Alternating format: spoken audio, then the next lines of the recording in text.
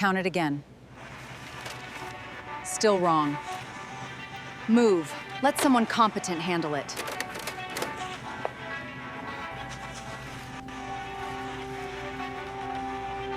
Sorry. It was routine, and everyone had learned to survive it.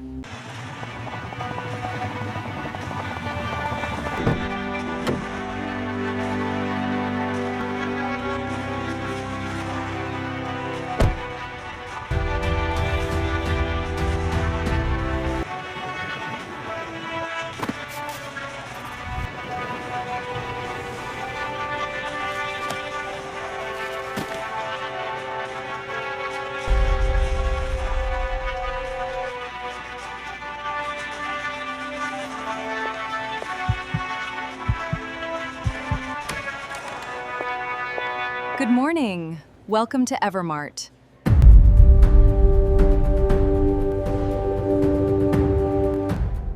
My name is Ruth Callahan.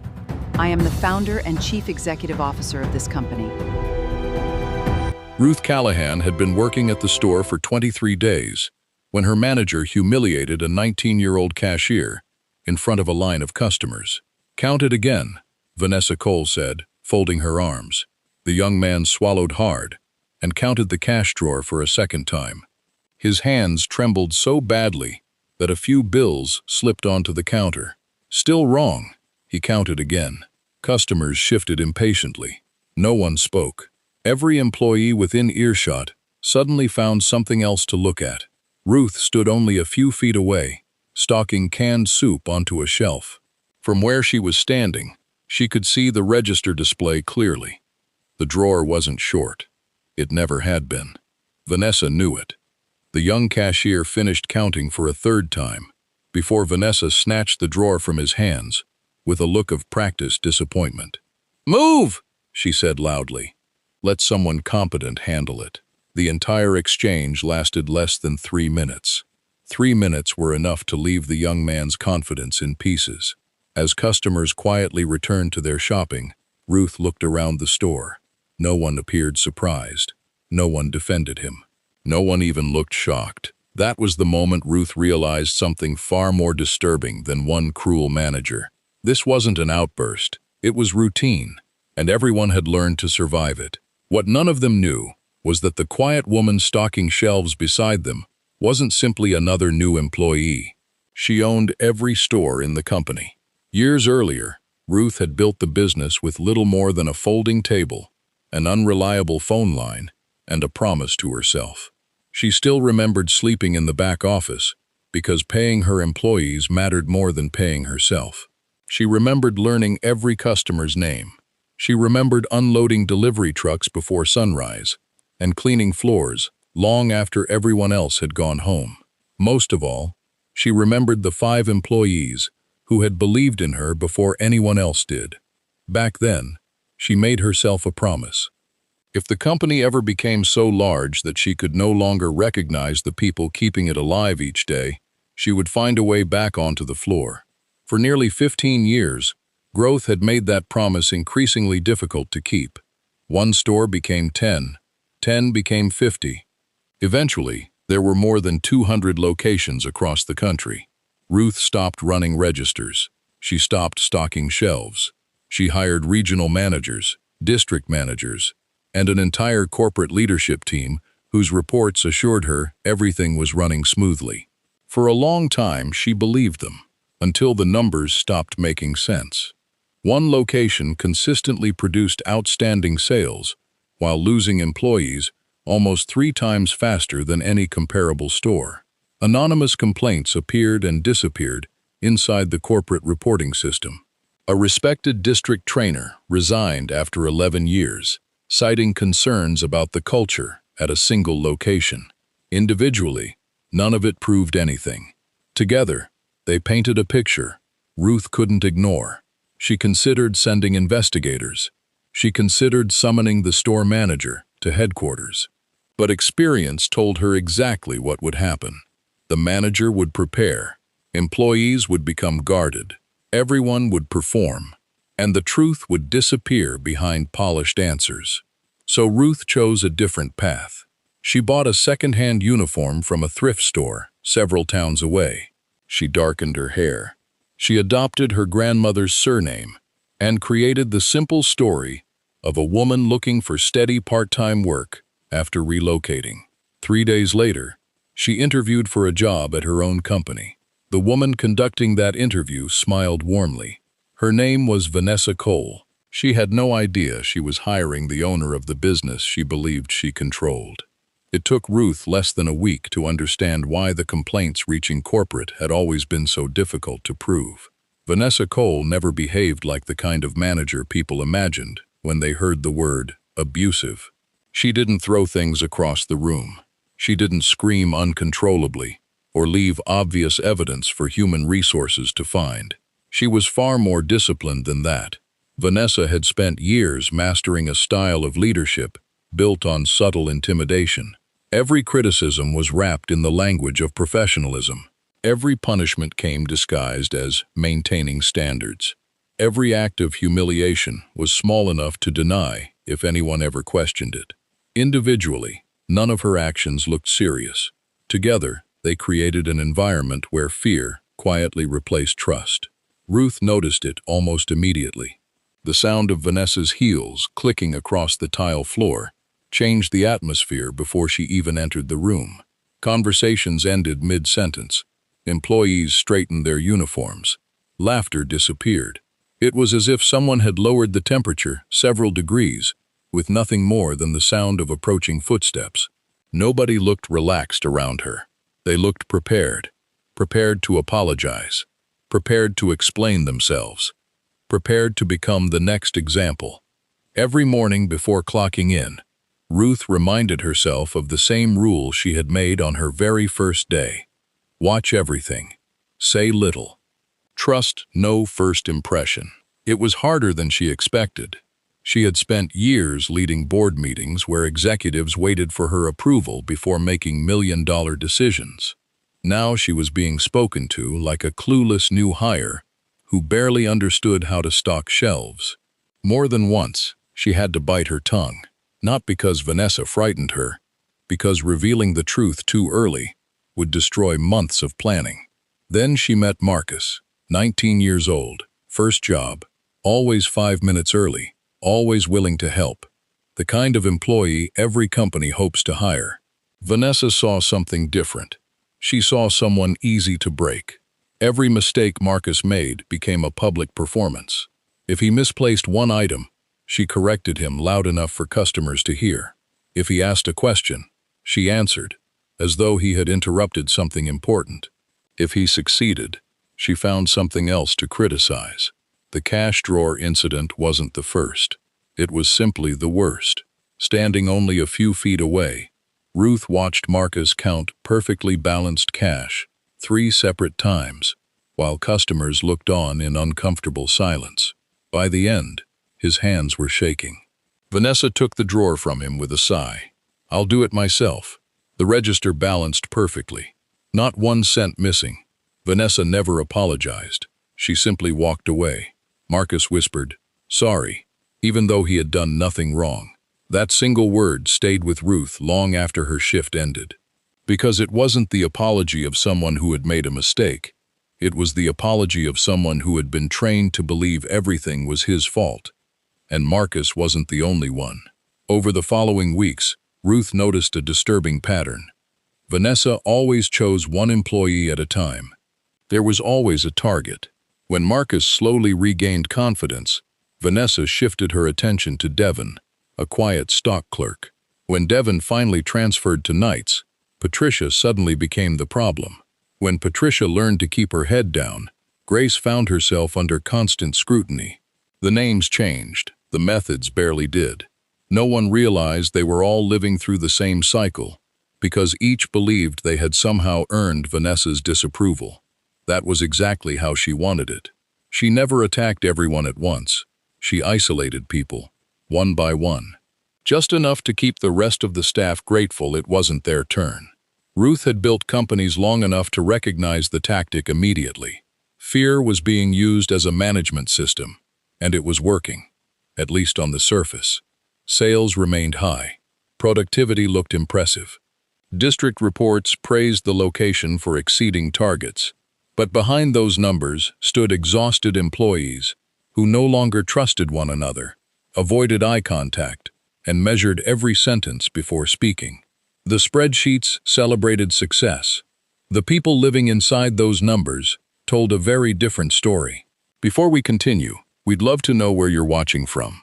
Tell us your country in the comments below. And if you enjoy thoughtful stories that reveal the hidden truths behind everyday life, subscribe to the Story Decoder so you never miss our next story. Ruth returned to stocking shelves, saying nothing. But inside, she had already begun building a case, not against one difficult manager, against an entire culture of fear that had been quietly mistaken for excellence. The next person Vanessa chose was Patricia. She had worked retail longer than some of her co-workers had been alive.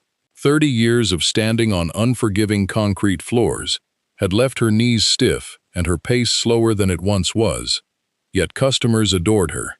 She remembered names, asked about grandchildren, and somehow made even the busiest checkout line feel welcoming. To Ruth, Patricia represented the kind of employee every company should treasure. To Vanessa, she represented something else entirely: weakness. One Monday morning, Patricia approached the office door with unusual hesitation.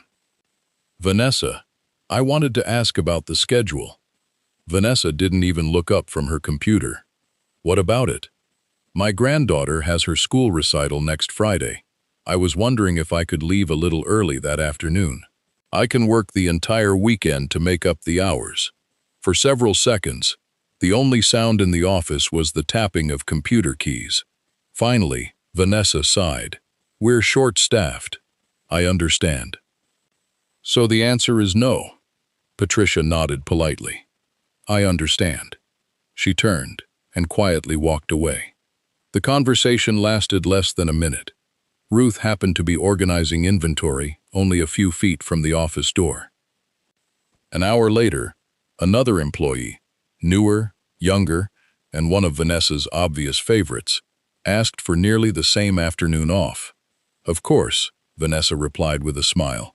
"Family comes first." Ruth didn't need a notebook to remember that moment. She wrote it down anyway. Not because she might forget, because one day, someone else would need to read it. As the weeks passed, Ruth noticed something even more disturbing. Vanessa almost never humiliated the same employee 2 days in a row. She understood psychology.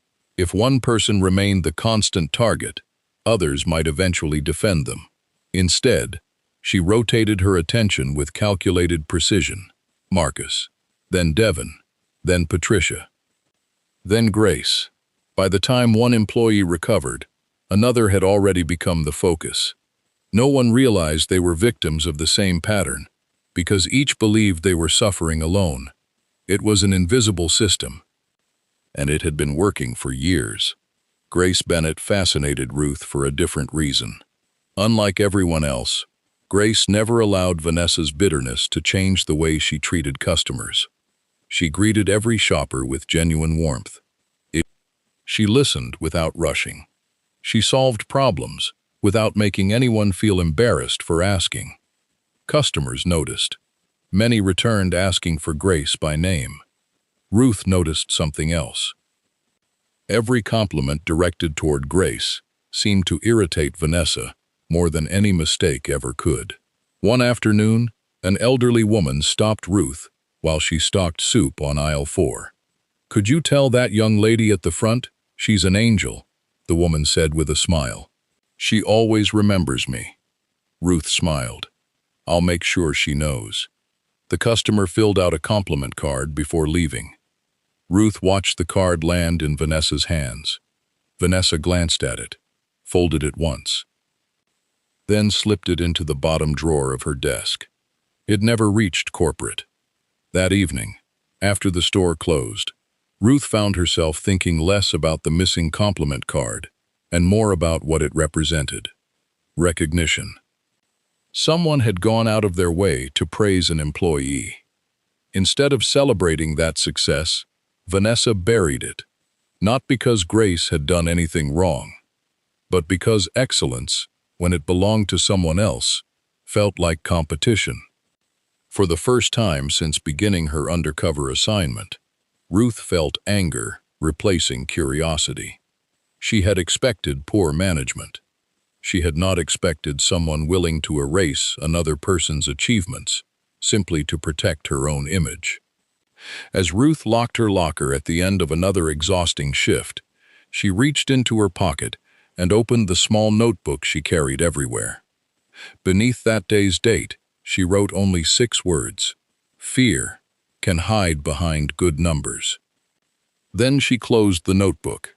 She still wasn't ready to reveal herself. But she knew one thing with absolute certainty. Every page she filled brought Vanessa Cole one step closer to a day she would never see coming. Over the next several weeks, Ruth became less interested in isolated incidents and more interested in the pattern connecting them all. One evening, after the last customers had left and the store lights dimmed for closing, she found Marcus sitting alone in the break room, staring silently at a vending machine. His dinner, a bag of chips and a bottle of water, remained unopened. "You okay?" Ruth asked casually. Marcus forced a smile that disappeared almost as quickly as it appeared. "Yeah, just tired." Ruth had heard that answer countless times throughout her career. Sometimes tired meant exhausted. Sometimes it meant discouraged. Sometimes it meant someone had simply run out of energy, pretending everything was fine. She sat across from him without saying another word. After a long silence, Marcus finally spoke. "Can I ask you something?" "Sure. Do you ever feel like, no matter what you do here, it's never enough?" The question hung in the room. Ruth answered carefully. "What makes you ask that?" Marcus stared at the floor. "I've worked harder here than anywhere else." He laughed quietly, though there was no humor in it. "I've stopped taking lunch breaks because I'm afraid I'll come back late. I double-check everything. I even dream about this place sometimes." He shook his head. "And somehow, I'm still the one getting everything wrong." Ruth listened without interrupting. Years earlier, she might have tried to solve the problem immediately. Now she understood that people often needed someone to hear them before they needed someone to rescue them. Marcus continued, "I almost quit last month." "What stopped you?" "My mom." He smiled faintly.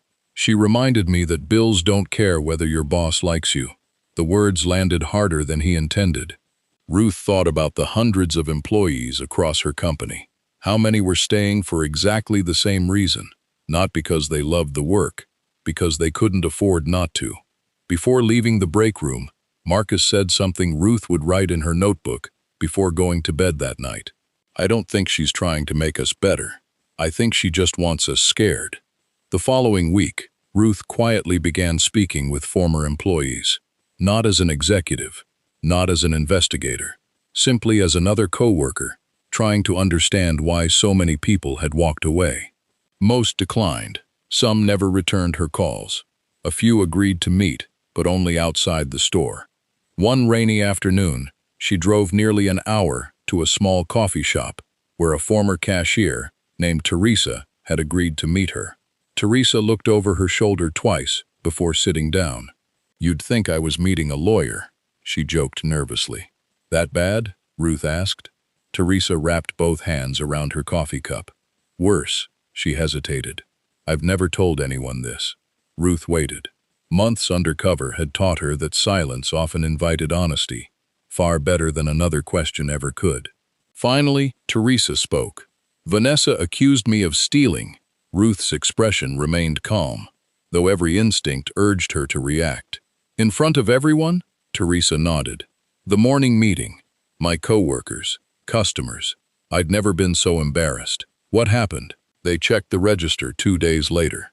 The money was there." Ruth frowned. "Did she apologize?" Teresa gave a sad little smile. "No." She acted like nothing had happened. The answer was somehow more disturbing than Ruth expected. An honest mistake could be corrected. A false accusation, ignored entirely, became something else. It became a choice. Teresa looked out the cafe window before quietly adding one final sentence. I didn't quit because of the accusation. Ruth waited. I quit because I realized she'd never admit she was wrong. Those words stayed with Ruth long after the conversation ended. Driving home that evening, she pulled into an empty parking lot instead of going straight back to her hotel. She opened the small notebook that had become her constant companion. Under that day's date, she wrote another observation. A mistake becomes abuse the moment pride matters more than truth. She closed the notebook slowly. The evidence was growing. The stories were beginning to match. And for the first time since walking into the store in disguise, Ruth had the unsettling feeling that she was no longer investigating isolated complaints. She was uncovering a culture that had been quietly destroying good people for years. She also knew something else. Sooner or later, Vanessa Cole was going to notice that the quiet new employee asked far more questions than most. When that happened, Ruth's time undercover would begin to run out. The moment Ruth realized she had everything she needed came on an otherwise ordinary Thursday. The store was busy, but calm. When one of the regular customers stopped at the front counter, after Grace had finished helping her, she smiled warmly at Vanessa. "You know," she said, "Grace is the only reason I still shop here. There's another store much closer to my house, but no one treats people the way she does." It was meant as a compliment. Instead, it became the final piece of evidence. Ruth watched Vanessa's smile hold for just a fraction too long. Only someone paying close attention would have noticed the change. For a split second, something darker flickered behind her eyes, before the familiar, polished expression returned. "That's wonderful to hear," Vanessa replied pleasantly. Within the hour, Grace's schedule had been changed. Without explanation, without discussion. She had been reassigned to the least desirable shift in the store. Officially, it was described as a routine scheduling adjustment. Ruth knew better. It was punishment, not for making a mistake, for being appreciated. That evening, Ruth sat alone in her hotel room, with her notebook spread across the desk. She read every page again. Marcus, Devon, Patricia, Grace, Teresa. Different people, different stories, the same pattern. Beside the notebook sat copies of recovered customer compliment cards that had never reached corporate, resignation records that revealed years of unexplained turnover, and interview notes from current and former employees who had finally found the courage to speak. Individually, each piece of evidence raised questions. Together, they told a story no one could dismiss. Ruth wasn't preparing an emotional confrontation. She was preparing the truth. 2 weeks later, just before opening, 3 vehicles pulled quietly into the employee parking lot. The first belonged to corporate. The second carried the company's human resources director. The third carried Ruth. For the first time in months, she stepped out, wearing tailored business attire instead of an oversized store uniform. The woman who had spent months stocking shelves, cleaning spills, and eating lunch in the break room was gone. In her place stood the founder of the company. Inside the store, employees paused as unfamiliar faces entered through the front doors. Whispers spread quickly. Marcus looked up from his register. Devon stopped unpacking inventory. Patricia adjusted her glasses, uncertain what was happening. Grace glanced toward the entrance and froze. She recognized Ruth instantly. Not the clothes, not the hairstyle, the calm expression, the quiet confidence. Something suddenly made sense. Why the new employee had listened more than she spoke. Why she had noticed everything. Why she never seemed surprised by anything Vanessa did. Grace's heartbeat quickened. Across the sales floor, Vanessa stepped out of her office, wearing the same practiced smile she reserved for corporate visits. "Good morning," she said confidently. "Welcome to EverMart." The sentence never finished. Her eyes settled on Ruth. Recognition arrived slowly. Then, all at once, the color drained from her face. For the first time since Ruth had walked into the store under a different name, Vanessa Cole had absolutely nothing to say. Ruth took one measured step forward. The silence inside the store was almost unnaturally still. Even the customers waiting near the registers seemed to sense they were witnessing something important. Without raising her voice, Ruth extended her hand. "My name is Ruth Callahan," she said calmly, "founder and chief executive officer of this company." No one moved. Marcus stared in disbelief. Patricia instinctively covered her mouth. Devon looked from Ruth to Vanessa, struggling to process what he had just heard. Grace closed her eyes for the briefest moment. Suddenly, every strange conversation, every thoughtful question, every quiet observation Ruth had made over the past several months fell perfectly into place. Ruth continued, "For the past several months, I've worked in this store under another name." She paused, letting the words settle over the room. "I stocked these shelves. I cleaned these floors. I worked your closing shifts. I stood beside every one of you." Her eyes finally settled on Vanessa, and I watched. Vanessa swallowed. I can explain." "I'm sure you can," Ruth replied, "and you'll have the opportunity." She nodded toward one of the corporate representatives, who placed a thick binder on the customer service counter. The sound echoed through the silent store. Inside were months of carefully organized evidence, shift schedules, recovered customer compliment cards, exit interviews, employee statements, attendance records, written observations. Every page had been dated, every claim supported, every accusation verified. Ruth rested one hand gently on the binder. "When I first arrived, I expected to investigate complaints." She looked around the sales floor. What I found instead was something much worse. She turned another page. "I found talented people who had stopped believing they mattered." Another page. "I found experienced employees apologizing for mistakes they never made." Another. "I found customer praise hidden instead of celebrated." Then she looked directly at Vanessa. "And I found a manager who believed fear was the same thing as leadership." Vanessa's confidence finally cracked. "You don't understand what it's like running a store like this." "No?" Ruth asked quietly. "I've spent months doing exactly that." Vanessa opened her mouth. Nothing came out. She searched the faces around her for support. There was none. For years, employees had lowered their eyes whenever she spoke. Today, they looked directly back at her. Not with anger, not with satisfaction, simply with the quiet relief of people who finally knew they had been seen. Vanessa tried once more. "The numbers speak for themselves." "They do," Ruth answered. "They tell me this store exceeded every sales target." She paused. "But numbers never told me why good people kept leaving." Her voice remained calm. "They never told me why one employee with the highest customer satisfaction scores in the district received more disciplinary write-ups than anyone else." She looked toward Grace. "They never explained why customer compliment cards disappeared." She turned another page. "They never explained why innocent employees were publicly humiliated." She closed the binder.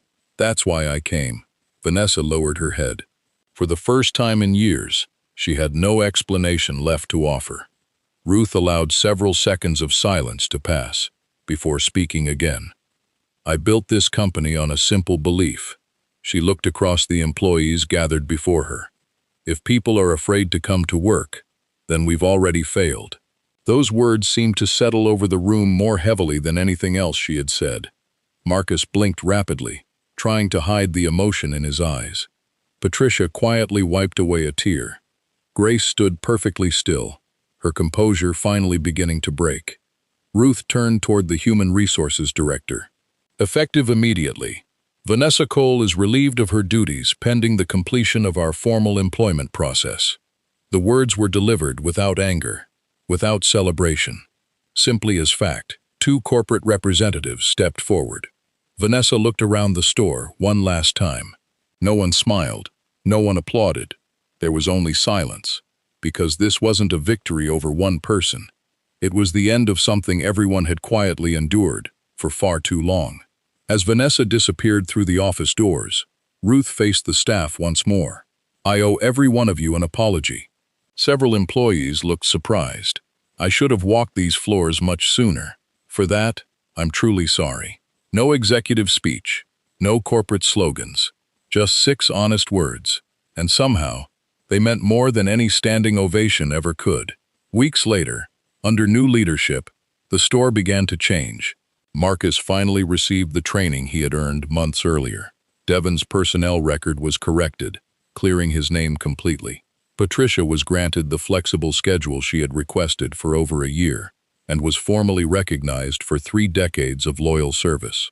Grace accepted a promotion to District Customer Experience Trainer, where she began teaching new managers the very qualities that had once made her a target: patience, empathy, consistency, and respect. Looking back on the experience, Ruth often said the greatest lesson had nothing to do with uncovering one bad manager. It was a reminder that fear can produce results for a season. Respect builds results that last. Anyone can demand obedience. Real leaders earn trust. And when those two are confused, good people quietly disappear, long before the numbers begin to fall. If this story reminded you that kindness is never weakness, and that true leadership is measured by the people you lift, rather than the people you control, let us know where you're watching from in the comments below. And if you enjoy powerful stories that reveal the lessons hidden inside everyday life, subscribe to the Story Decoder. We'll see you in the next story.